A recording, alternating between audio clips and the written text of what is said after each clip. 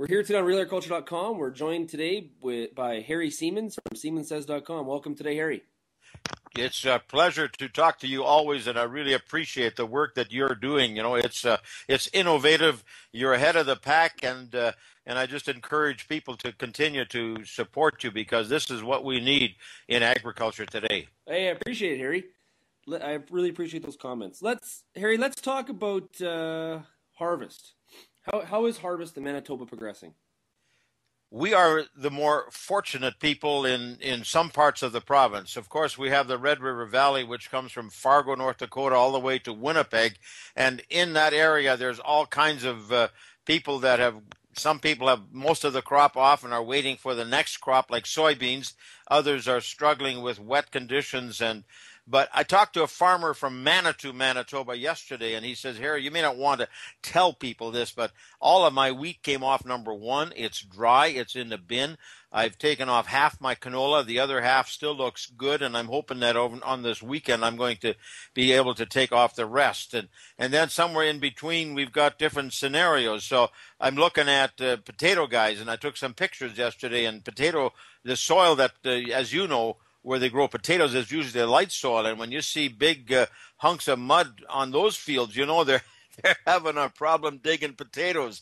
And so we've got all kinds of challenges, but overall, you know, when you get further west of Killarney, Boissevain, and from there on, it just keeps getting worse. And then you get into Saskatchewan. My brother-in-law came from Saskatoon last weekend, him and his wife, and that particular time it rained all the way, and he says there was water. And one other scenario, I talked to one producer who went into Regina, and then he drove south of Regina, and he says, Harry, when in Saskatchewan, you see 5, 10, 15 miles stretches where there's been nothing planted this year and it's still wet, he says they've got a real problem. Well, you know, what's really interesting, Harry, is in some of those really wet areas in Saskatchewan, as you talk to people through the summer, they were saying, you know, I think it's going to be too wet even to seed in the fall. I've even heard from a few producers saying, man, you know what? With the amount of rain that we've had, it may be way too wet in the springtime.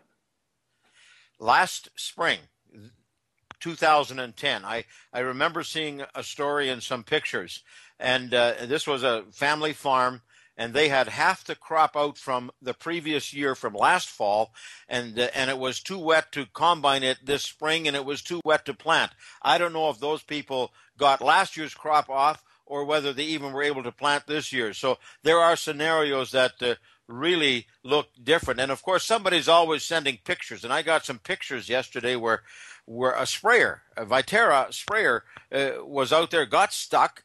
They went to get a backhoe and parked the backhoe there, and by the next morning, you could only see about 3 or 4 feet of the top of that backhoe. It had sunk.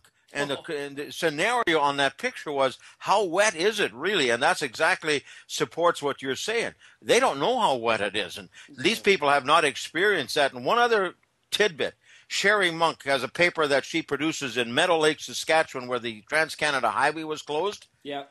She wrote in her article when they had the flood that she had to carry her camera above her waist in downtown Meadow Lake, Saskatchewan, which is a drought area, because otherwise it would have gotten wet.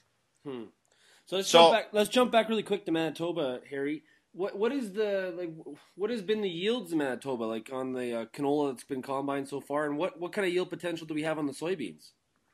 The yield potential on the canola, anywhere from 20 to 50 bushels an acre is what I'm hearing. If you had some more drown out than normal, of course it dropped to 20 or 25. If there wasn't drown out and you've got good drainage, I know my brother farms just northeast of Plum Coulee. They had 600 acres of canola. I think they averaged about 40 to 45 bushels an acre, and it came off real good quality. And in fact, by the time he was done harvesting, it was in the elevator at $10 a bushel. And it all came off by the end of July. And that's something that's never happened in the history of that farm. Soybeans right now, depending on whether they can, soybeans are a crop that it's one of the most hardy crops that you can grow. If they can get sunshine and things keep going and mold doesn't set in too much, they're still looking at a pretty decent soybean yield, probably 35 bushels an acre or thereabouts. Okay, and what about the grain corn? Like I was just in Manitoba in Ontario this week, and obviously the grain corn yields are going to be fantastic there. What are they going to be like in Manitoba? We probably have about 165, 170,000 acres of grain corn in Manitoba. One problem, and I've got a guy who called me, and I need to call him back. He's with Pioneer. For the first time, we have a disease called Gore's wilt. It's a disease that it's a fungus. It's a bacteria. Fungicides cannot deal with it. So at this point, that's a dark cloud. Otherwise, the corn looks good. I mean, I could drive around. I've got pictures of corn that's 7, 8, feet tall, and I think it's going to look good, except for a few fields where they have that kind of a problem. What's the temperatures been like out there? It was 2 degrees tonight. I think we probably in some low-lying areas we will have had frost. I don't think we've had a killing frost yet, but it's supposed to go up to 14 degrees. We would like to see it warmer because a lot of the guys took off their grain damp, and therefore they need that sunshine and the humidity to come down to use aeration. Yeah, for sure. Okay, Harry, well, thank you very much for coming on RealAgriculture.com today, and we'll definitely talk to you soon in the future, and all the best.